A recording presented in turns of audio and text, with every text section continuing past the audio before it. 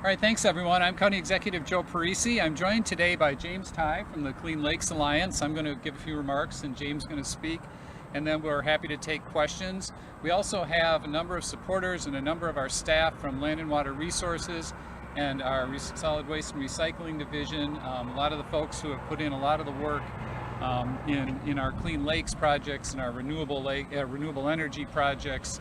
The whole team is here today, and folks will be happy to answer questions if you have any questions. We've done a great deal over the past decade to clean up our lakes and to address the root causes of the excessive algae growth that's responsible for most of the challenges facing our lakes. We've worked with cities, villages, and towns to reduce runoff from yards and streets, and we've worked with our farmers to implement improved conservation efforts to reduce the amount of phosphorus running off into our lakes. Our Suck the Muck program is removing phosphorus-laden sludge from miles of streams that feed into our chain of lakes. To date, this program has removed 180,000 pounds of phosphorus. In my 2023 budget, we'll provide another $2 million for the removal of more phosphorus and sediment from Door Creek. We also have 2 manure digesters in Dane County that remove phosphorus and create renewable natural gas from cow manure. The RNG created by the digesters is unloaded right here. This is one of the trucks that brings it in from the farms at our methane plant that's behind me. It's sold as renewable natural gas that's used as transportation fuel. As you might know, the plant behind me takes the extracted methane gas from our landfill, cleans it and compresses it, and puts it into the natural gas pipeline where it's sold as transportation fuel, as well as being used by county vehicles. We've done and are doing much, but in order to achieve our shared ultimate goal of cleaning up our lakes for the long run, an additional and significant step needs to be taken. A step that was a top recommendation of a recently issued report from the Clean Lakes Alliance called Renew the Blue. As I mentioned earlier, we've had much success with our 2 existing manure digesters, taking cow manure, removing the phosphorus, and putting the manure through an anaerobic digester to extract methane gas to be used as transportation fuel. But there are still many more farms and many more cows whose manure is not being processed and instead spread on fields, which is of particular concern in the winter and when spring runoff occurs. About 50% of the total phosphorus runoff into our lakes occurs between January and March, when winter spread manure is sitting on top of frozen soil and is vulnerable to spring rains, which are occurring more frequently due to climate change. There are close to 60,000 cows in the North Mendota watershed that produce an amount of waste close to the equivalent of over 2.5 million people.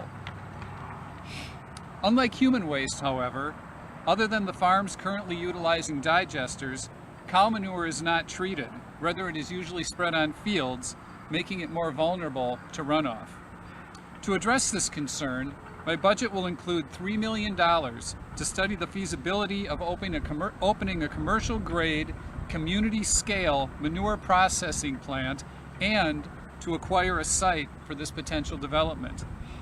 The feasibility study will explore options to site a facility, transport manure to the facility, create and transport a fertilizer product, and include farms of all sizes, both large and small.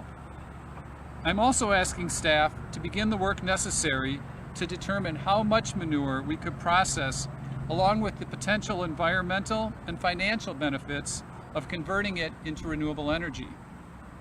Right now, manure from about 10,000 cows is being treated in existing digesters.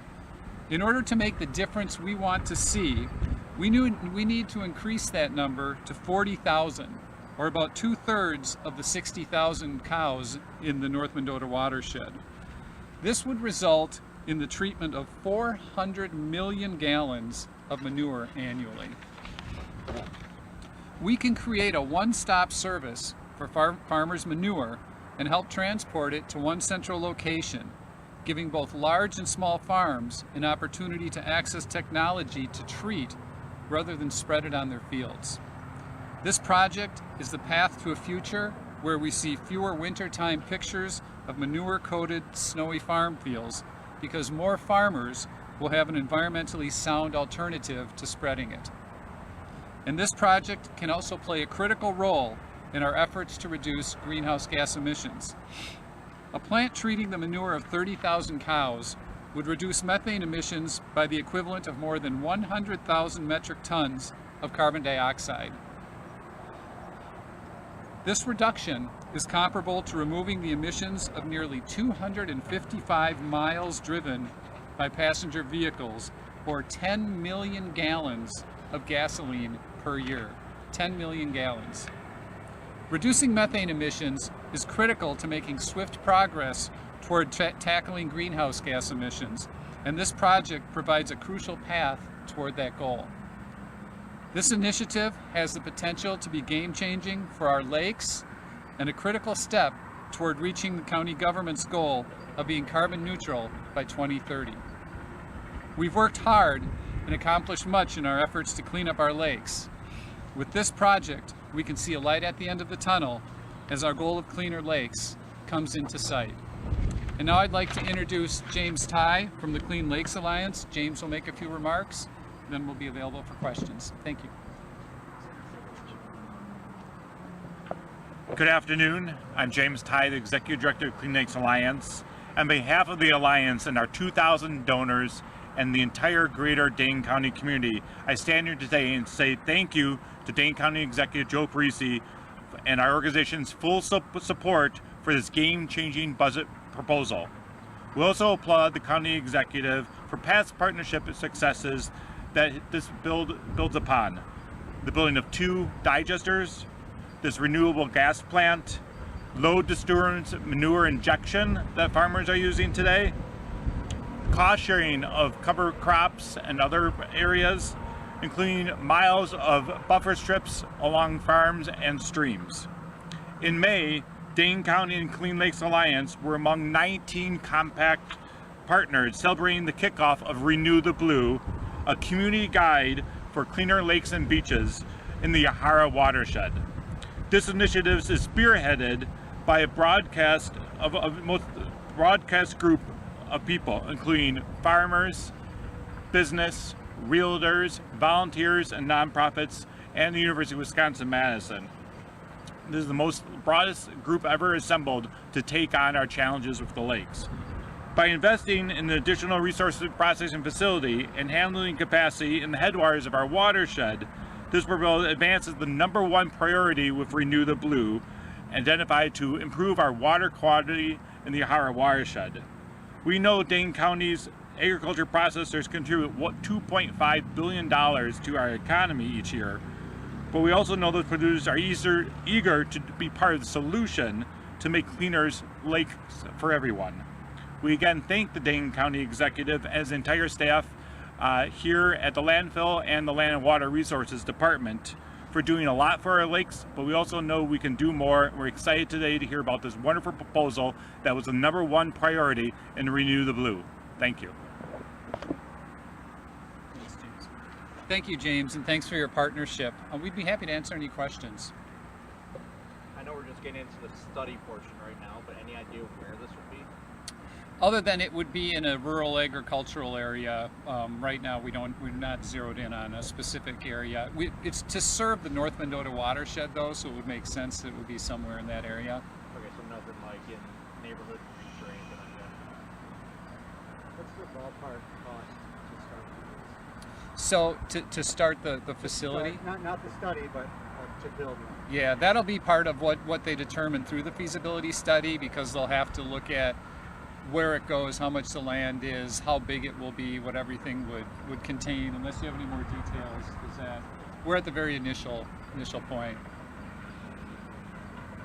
Does the injection port have a capacity to take all the gas? Yeah. That was one of the reasons that the reason that we did this offload station here was to plan for a future when we could have more and more manure digestion happening, because we know how critical it is for our climate work and for cleaning up our lakes.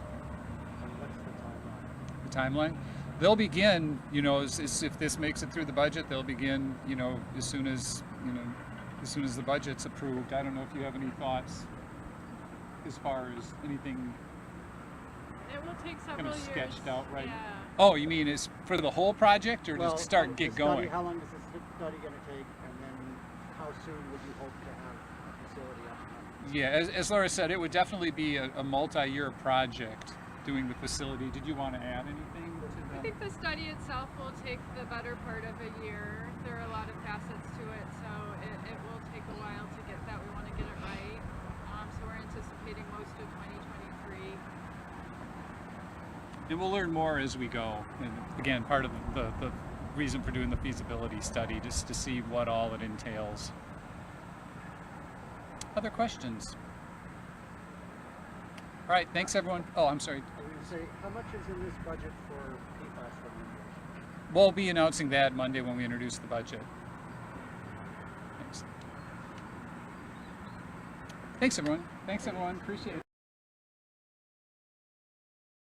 The Channel 3000 app, activate the push alerts, and we will send you breaking news, traffic, and weather alerts as it happens. The Channel 3000 app. Get it now. Powered by News 3 Now.